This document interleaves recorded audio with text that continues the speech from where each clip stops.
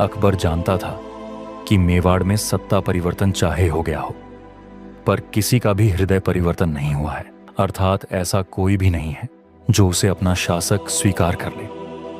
वह जानता था कि महाराणा अमर सिंह का सत्ता में आना केवल नई बोतल में पुरानी शराब को डाल देने जैसा ही है। 1605 ईस्वी में अकबर की मृत्यु के उपरांत जब मुगल सत्ता का उत्तराधिकारी जहांगीर बना, तो उसने अपने शासन के चौथे वर्ष में मेवाड़ पर आक्रमण करने की योजना बनाई।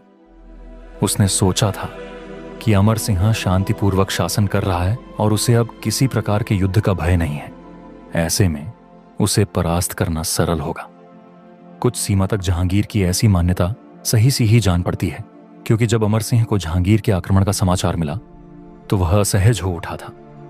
इस समय सरदार सलूम्बर ने अपनी देशभक्ति और सूझबूझ का परिचय देते हुए एक अद्भुत योजना पर कार्य किया।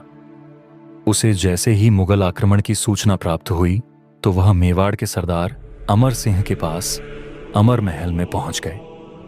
वहां जाकर सरदार सलूम्बर ने अमर सिंह को उत्तेजित करना आरंभ किया, जिससे अमर सिंह मुगलों का सामना करने की योजना पर विचार करने के लिए सहमत हो जाए। राणा प्रताप सिंह के गौरव, यश और कीर्ति की बातें सरदारों ने अमर सिंह को बतानी सुनानी आरंभ की। ऐसा करने का उनका उद्देश्य केवल यही था कि वह अपने पिता की भांति हथियार उठाए और शत्रु विनाश के लिए रण क्षेत्र की ओर प्रस्थान करे। उन सभी सरदारों का नेतृत्व में सरदार सलूम्बर कर रहे थे। जब उन्होंने देखा कि अमर सिंह पर उनकी बातों का कोई प्रभाव नहीं हो रहा है और वह युद्ध करने के लिए किसी भी स्थिति में तत्पर नहीं है, तो महाराणा प्रताप के वंशज की ऐसी स्थिति देखकर सरदार सलूम्बर को अत्यंत क्रोध आया।